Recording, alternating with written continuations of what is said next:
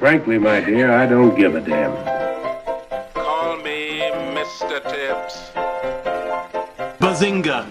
Some days you just can't get rid of a bomb. Today we're looking at...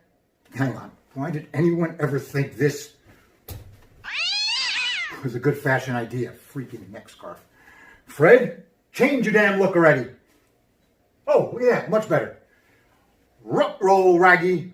Scooby-Dooby-Doo has done it again. And he might have gotten away with it if not for those... Okay, I'm going to get right to this one because it was a lot of fun. First, as always, we're going to break it down into 3 parts. The good, the bad, and the rest. The good. It's a Scooby-Doo cartoon through and through. We get all the usual shenanigans, all the usual gags and humor, right from the recreation of the entire opening sequence from the 60s cartoons to all the good sound effects. Fred is the anchor, and I guess the muscle. Daphne is the heart. And of course, Velma is the nerd, genius scientist. And as always, Scooby is Scooby, and Shaggy is, of course, Shaggy. With the vocal talents of Zac Efron, Gina Rodriguez, Will Forte. I mean, who knew Will Forte could do such a good Shaggy? Amanda Seyfried, Kiersey Clemens, Jason Isaacs, Ken Jeong, Tracy Morgan, Mark Wahlberg, and of course, the one and only Frank Welker, who has been a part of the gang since its first episode way back in 1969, when I was 7 years old. He was the voice of the original Fred and took over the voice of Scooby since 2002. It is comforting to know that an original cast member is still around doing what he's always done best. But the real improvements come in the new animation. We have finally done some graphic improvements and entered the 21st century to give our gang some dimension, as opposed to the usual flat 2 frames per second animation from our childhood. The previews promised us an origin story. Young Scooby and Shaggy in their early days as children. And originally this was going to go into my bad. However, they thankfully limited the origin to just a brief flashback. Early in the movie, they show us how Scooby and Shaggy met.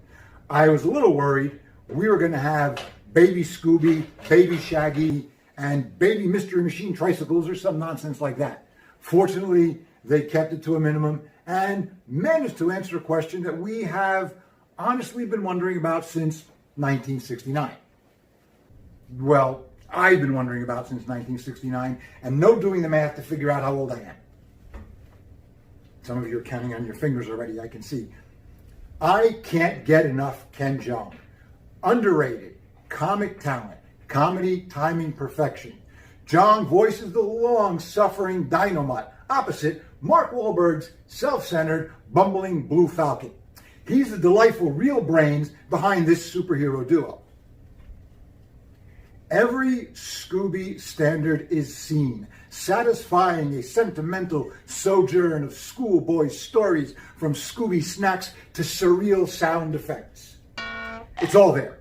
The piano key running sound, the Scooby laugh, the things that made Mystery Inc. so much fun for so many years. The bad. One of the greatest things about Mystery Inc. way back when was that the ghosts, hauntings, and supernatural entities were revealed to have a logical explanation and ulterior motives, usually unmasked at the end and taken into custody. We were watching whodunits with tangible villains that couldn't compete with the kids, and that always Hungry Great Dane. No, not that Great Dane. That one. But this time around, there is a supernatural plotline that just feels out of character. This is not the group I grew up with. Demons, otherworldly gateways, interdimensional traveling.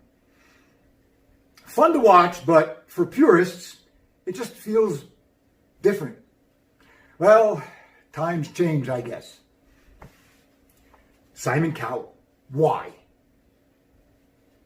Seriously, why Simon Cowell? He wasn't popular even when he was popular. Okay, the rest. There's a bunch of really great Easter eggs and callbacks to classic 60s and 70s cartoon characters that only the over 50 crowd will understand. Starting with the early reveal of the villainous antagonist Dick Dastardly. Seriously, Wacky Racer's Dick Dastardly.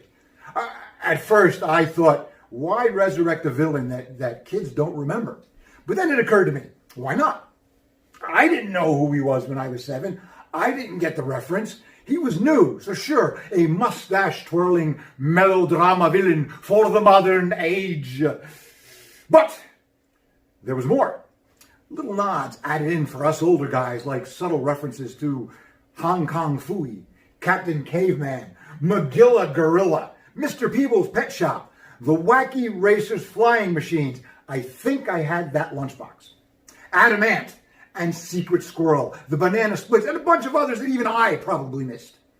What's cool about these references is that you know they were put there for parents who were taking their kids to see this film. What's uncool, most of these references are really for those of us old enough to be grandparents. The 70s was a long time ago. My final rating. Well, here's the thing. This was supposed to have a theatrical release, but due to the current climate, many feature films have taken the early access route, available for purchase on Prime Video, Fandango, Regal, and other movie platforms. You'll have to pay around $20 to own this gem. Should you? Hell yes. Ultimately, it would cost less than an actual theater outing. You've got the comfort of your living room, the best Scooby snacks to munch on. Boy, I suck. And the luxury to pause and rewind all the good scenes. Plus, you know your little ones will be watching this repeatedly, back to back, ad nauseum, so money well spent. Scooby-Doo, where are you? You're in my living room, that's where. And I'm still laughing. Now, for the reveal. Damn those meddling kids.